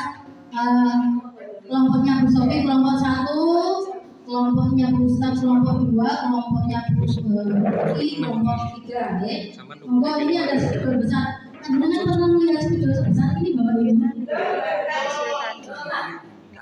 Ini Bapak Ibu monggo. Ini kontrol sama 5 buah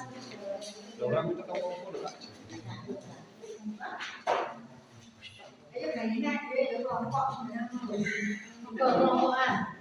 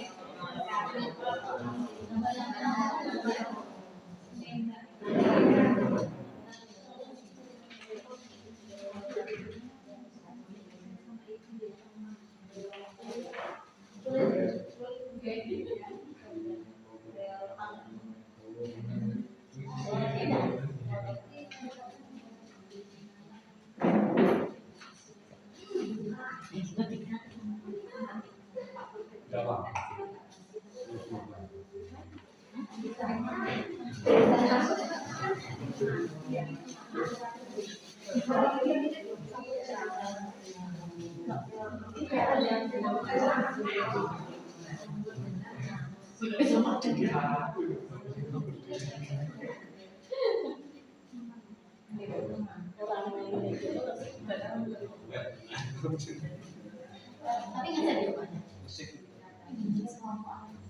Berarti memang 1 jam. Iya. Saya pikir itu 1 jam lebih tadi sebenarnya. Terus tinggal nolih dulu kok ngorong-ngorong. Iya. Balik meduk. Ini penuh enggak.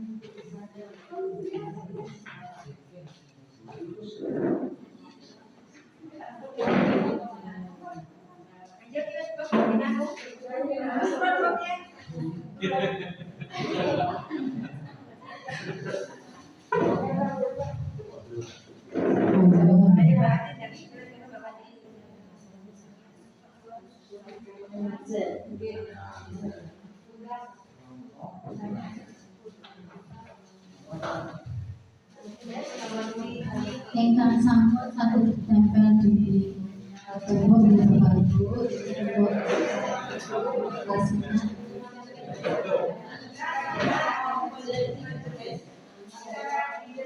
Iya, buat bisa ditempel di sini monggo. Iya, monggo. Kelompok kecil ya. Aku bisa ya Pak Des.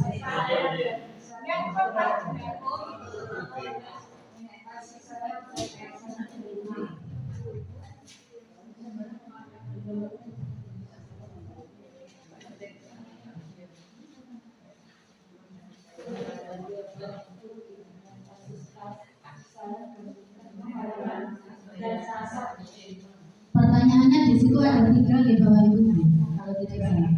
Terus.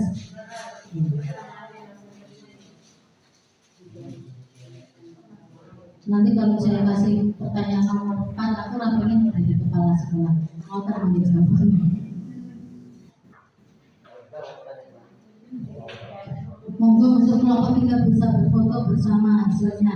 Monggo.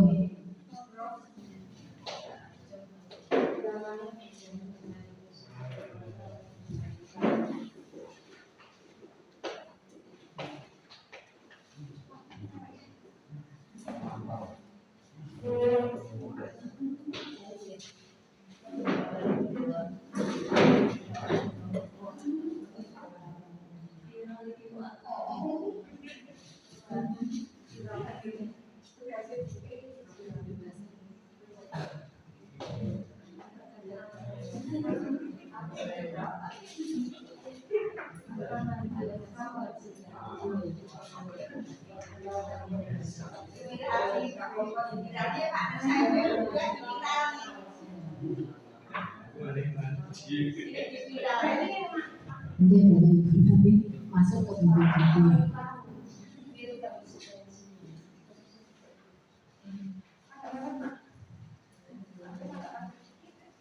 Itu ini.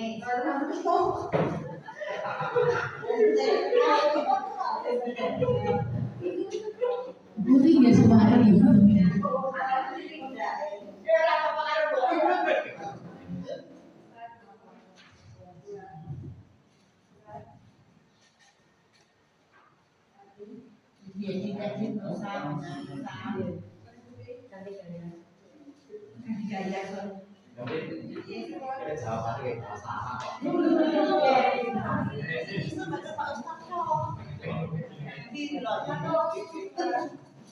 Ini saya kan ini kelompok 1 yang tulis Bu Zahro dia bahasa Arab Bu Zahro ya Bu. Jadi kelompok tentang namanya bahasa Arab.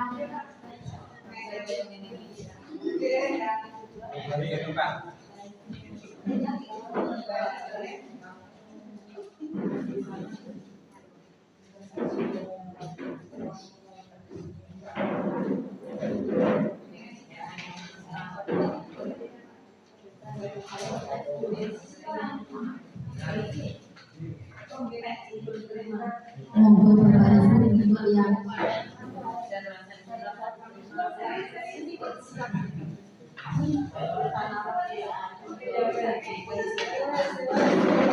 monggo sampun, monggo bisa diletakkan di sebelah sini, monggo di sini saja.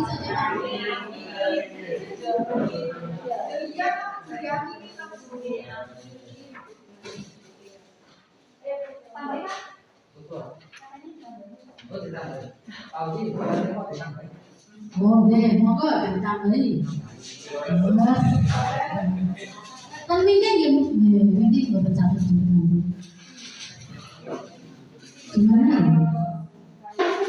Mungkin nanti kita beri bisa bilang di sini mungkin ya.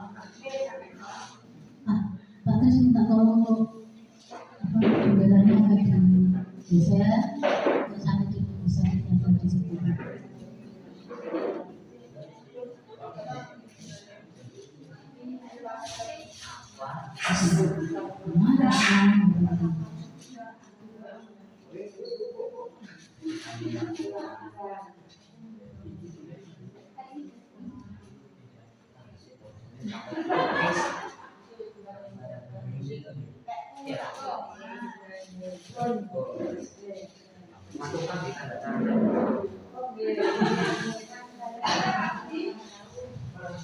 Monggo di situ Pak Uji.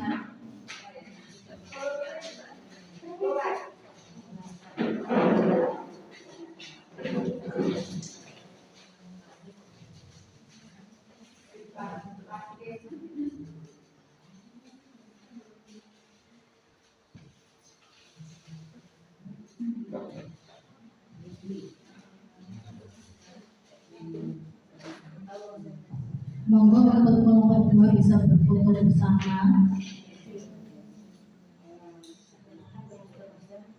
supaya bisa saya butuhkan di laporan saya, Bapak Ibu.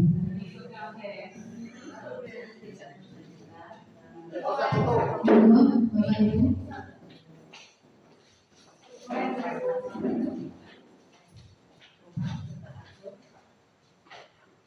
Monggo.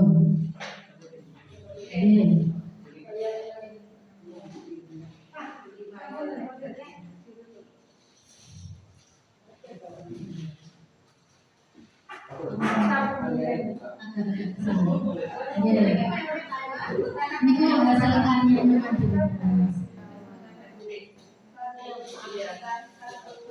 sampun bisa, sampun lagi bisa, ngancam bisa.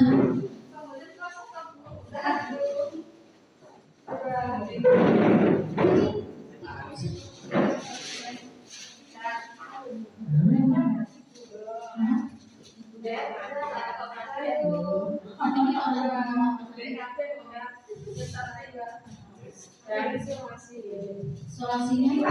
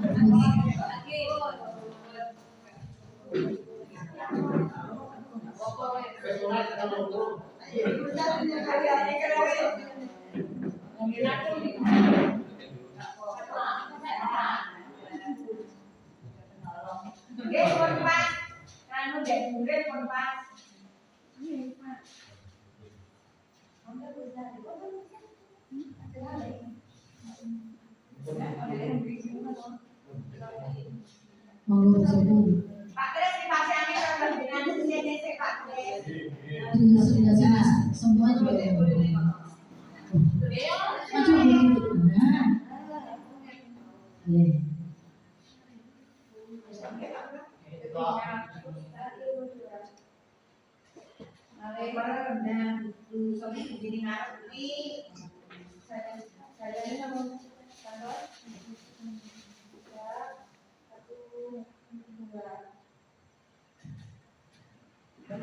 Ya, matur suwun Bapak Ibu, terima kasih panjenengan sudah mengerjakan pemecahan kasus.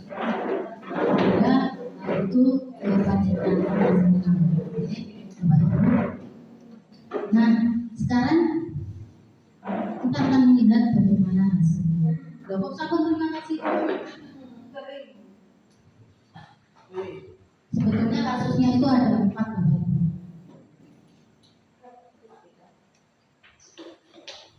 Nah, posisi kontrol apa yang diambil oleh Ibu Dani dalam pendekatannya kepada Fajar? Nah, Ibu Dani tadi mengambil posisi pembuat rasa bersalah. Itu Bapak. Kemudian kebutuhan apa yang diperlukan oleh Fajar?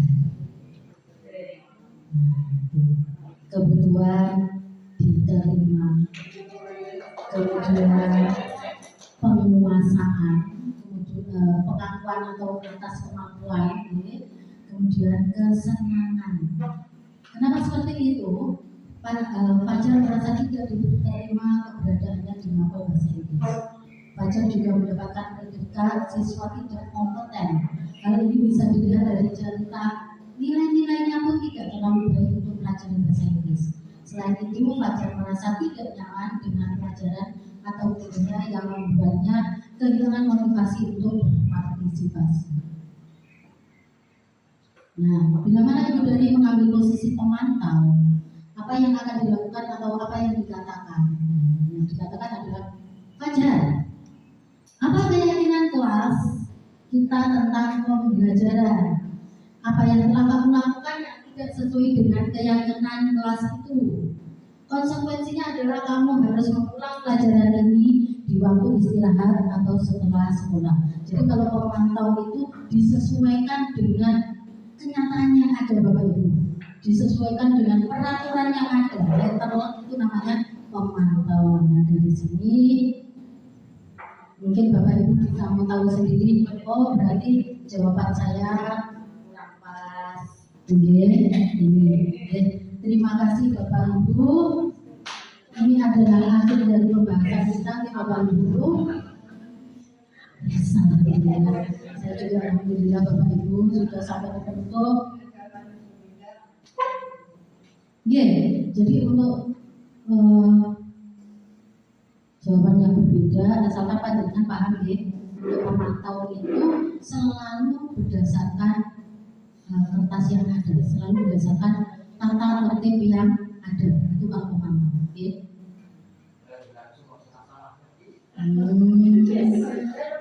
Bapak Ibu, satu sekarang permintaan dari saya Bapak Ibu sebagai pembawa diseminasi, tentunya banyak sekali yang harus saya benahi, banyak sekali kegiatan yang belum pas.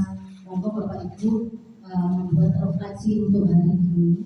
Refleksi hari ini itu terdiri dari pembicaraannya seperti apa, kemudian yang pertama tentang pembicara, yang kedua tentang pembahasannya atau topik pembahasannya, dan apa yang panjenengan perlu. Nah, nanti untuk yang pembahasan atau pembuat diseminasinya atau pembicaranya pakai kertas warna kuning, kemudian untuk satu-satu ya Pak ya. Kemudian tadi mohon Bapak Ibu, pembahasannya seperti apa atau materinya seperti apa. Kemudian yang ketiga adalah hasil yang panjenengan peroleh. Jadi ada 3. Yang hijau itu untuk hasil, untuk materinya bagaimana. Kemudian yang pink untuk yang hasil yang panjenengan peroleh. Setiap orang mendapatkan 3, Pak Puji. Setiap orang mendapatkan 3. Jadi ada pink, hijau, sama oranye. Okay. Yang oranye itu penilaian untuk saya, yang hijau untuk materi, yang pink untuk hasil yang panjenengan dapatkan. Monggo panjenengan tulis. Betul, betul. Jadi yang oranye, wonten oranye deh, niku. Oranye, hijau, pink. Oranye untuk saya, betul. Betul. Oranye untuk saya, hijau untuk materi, kemudian pink untuk hasil yang panjenengan dapatkan.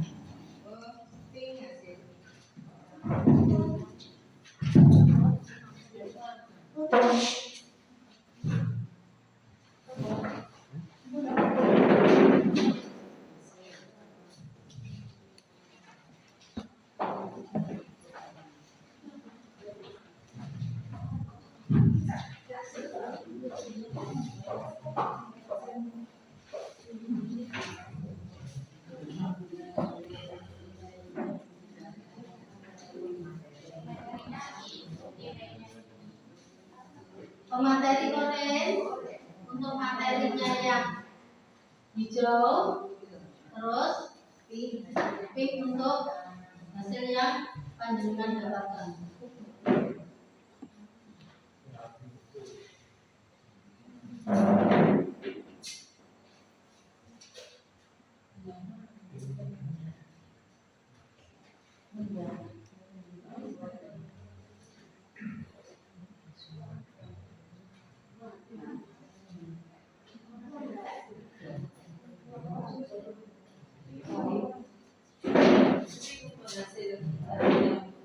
Ya, hasil yang dicapai.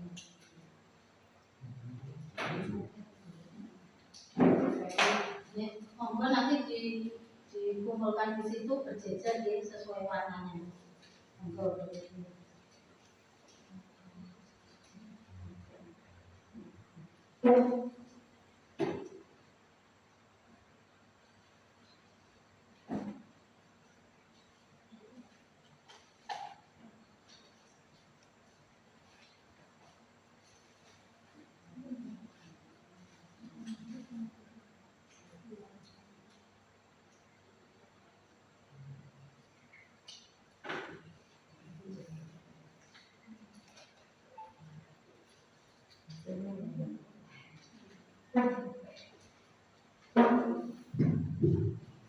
Monggo yang sudah langsung ditempel saja Bapak Ibu karena lainnya nggak begitu kuat, nggak begitu lama untuk menjalani jajaran. Cukup kali. Monggo.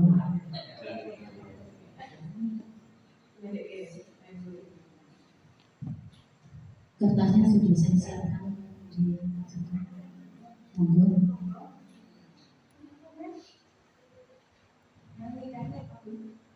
Hanya oranye, hijau sama pink. Yang oranye untuk saya, pemateri.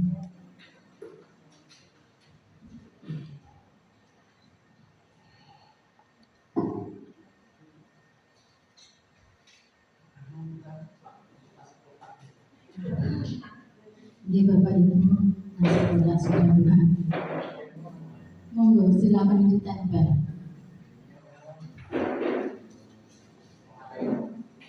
Berjejer ya.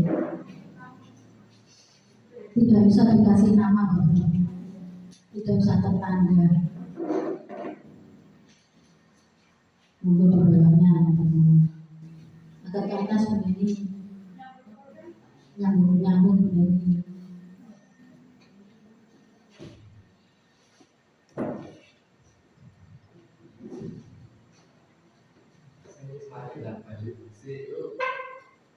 Konsekuensinya apa kalau mengerjakan langkah seperti itu?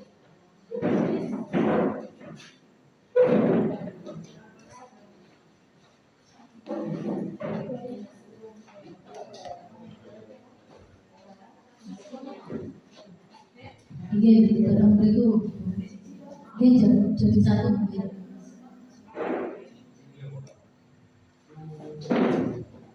Mau ini? Nah, ini.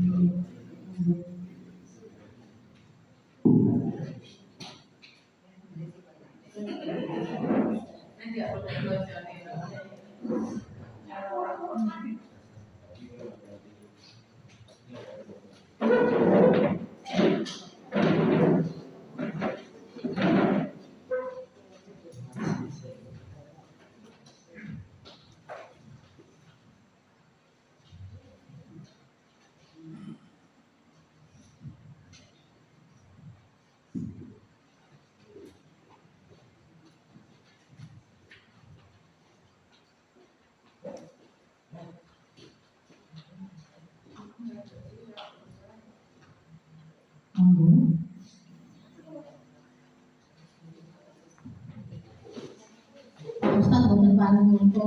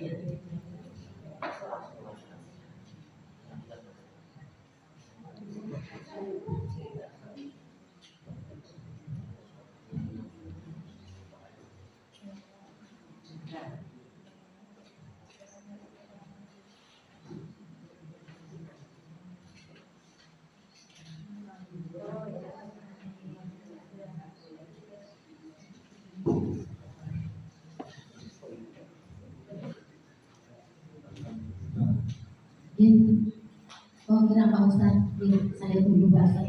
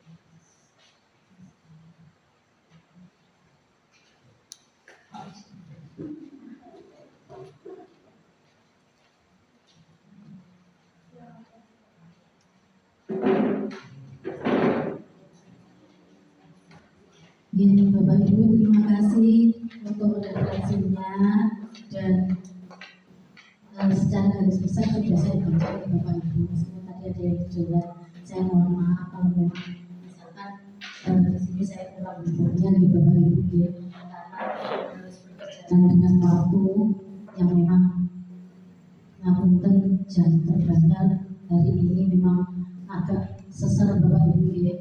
setelah ini nanti jangan lupa saya harus menjadi fasilitator dari CGP itu. Jadi kurang beberapa menit ini mesti sudah konten-konten yang di sana. Ya, Bapak Ibu terima kasih banyak untuk hari ini. Terima kasih untuk kebersamaannya dan semoga diseminasi hari ini bisa bermanfaat untuk panjenengan, bisa bermanfaat untuk anak-anak semuanya. Ya, Bapak Ibu, saya akhiri. Yang terakhir, monggo kita tutup dengan doa bersama-sama. Berdoa dimulai.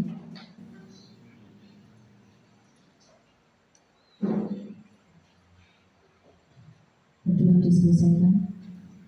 Terima kasih Bapak Ibu. Yang terakhir, saya minta untuk bisa foto bersama di sini. Bapak Ibu, monggo untuk semuanya.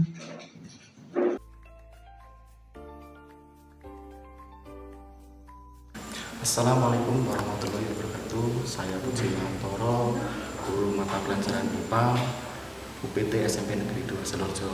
Kami sangat berterima kasih dengan diseminasi yang dilakukan oleh Bu Sri Yuwana Partiwi, sangat menginspirasi dan memotivasi kami untuk menjadi guru yang lebih baik lagi, untuk bisa mengendalikan diri dan bisa berguna untuk anak-anak. Terima kasih. Wassalamualaikum warahmatullahi wabarakatuh. Assalamualaikum warahmatullahi wabarakatuh. Nama saya Nani Hidayati SPD, guru pengajar IPA di UPT SMP Negeri 2 Selorjo. Dari hasil diseminasi yang disampaikan oleh Ibu Sri Yuwana Partiwi SSI hari ini sangat bagus sekali. Banyak manfaat yang bisa kami peroleh, diantaranya menambah ilmu atau budaya positif untuk berbenah dalam pembelajaran bersama anak-anak. Kemudian materi yang disampaikan juga mudah dipahami dan pemateri juga menggunakan cukup banyak atau variatif dalam teknik penyampaiannya, mulai dari ice breaking, kemudian penjelasan materi, terus ada kuis dalam bentuk kuisis dan juga ada studi kasus. Demikian yang bisa saya sampaikan. Terima kasih. Wassalamualaikum warahmatullahi wabarakatuh.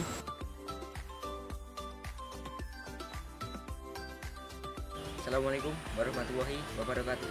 Saya Rahmanda Nur Ramadhani sebagai Ketua OSIS UPT SMP Negeri 2 Selorjo mengucapkan rasa terima kasih kepada Ibu Sri Yuwana Partiwi karena telah membimbing kami untuk kegiatan keyakinan pengurus OSIS, dan semoga kedepannya pengurus OSIS UPT SMP Negeri 2 Selorjo selalu tertib dan berguna bagi OSIS sendiri dan sekolah UPT SMP Negeri 2 Selorjo. Salam, terima kasih. Assalamualaikum warahmatullahi wabarakatuh. Perkenalkan, nama saya Aura Wulandari, OSIS UPT SMP Negeri 2 Selorjo. Jabatan saya menjadi Wakil Ketua OSIS UPT SMP Negeri 2 Selorjo. Saya sebagai Aura, Wakil Ketua OSIS, mengucapkan terima kasih banyak karena ada kesepakatan OSIS yang dilakukan pada kemarin. Dari adanya kesepakatan OSIS, kami menjadi lebih mudah dan lebih memahami apa yang harus kita kerjakan. Contohnya menjadi lebih disiplin lagi, bertanggung jawab, dan selalu tepat waktu ketika ada tugas-tugas yang harus dikerjakan. Makasih.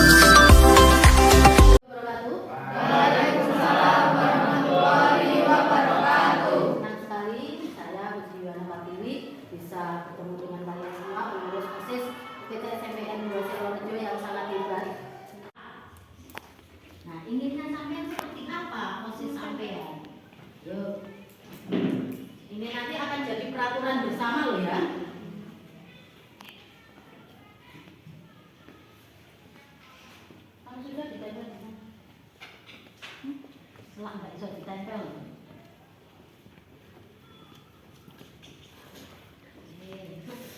Ini sudah ada disiplin.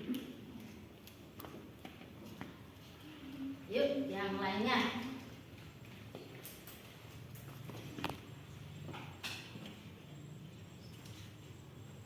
Kalau sudah langsung tempel saja. Jangan takut. Lebur ya lebur.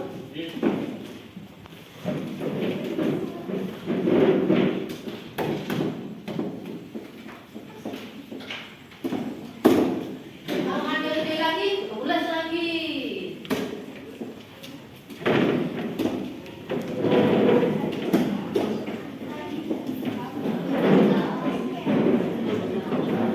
Ketua OSIS dan wakilnya, silakan maju ke depan.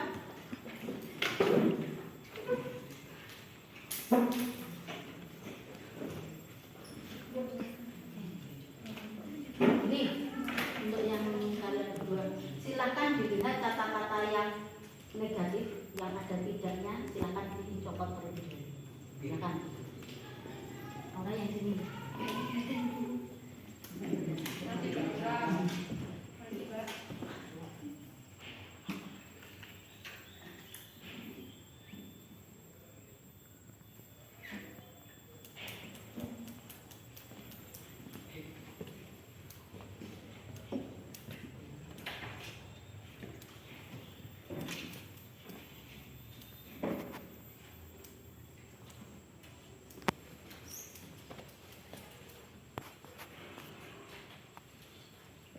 Sudah?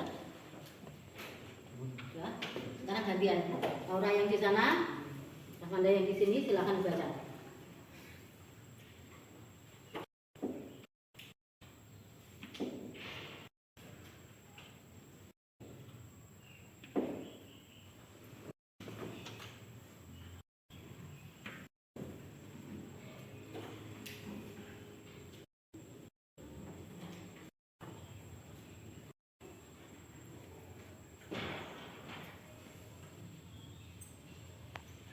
Sini kelihatan nggak?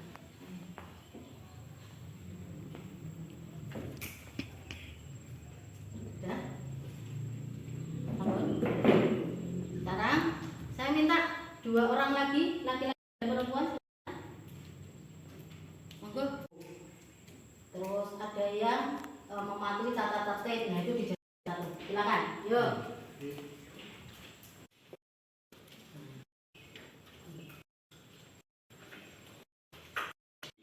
Yang kedua, bertanggung jawab, dan yang ketiga, kompak. Jadi 3 keyakinan OSIS yang harus kalian jalankan. Yang pertama adalah disiplin, kemudian bertanggung jawab, dan yang ketiga kompak. Ketiga itu harus kalian pegang teguh. Nah, rinciannya apa? Rinciannya yang ada di bawah ini.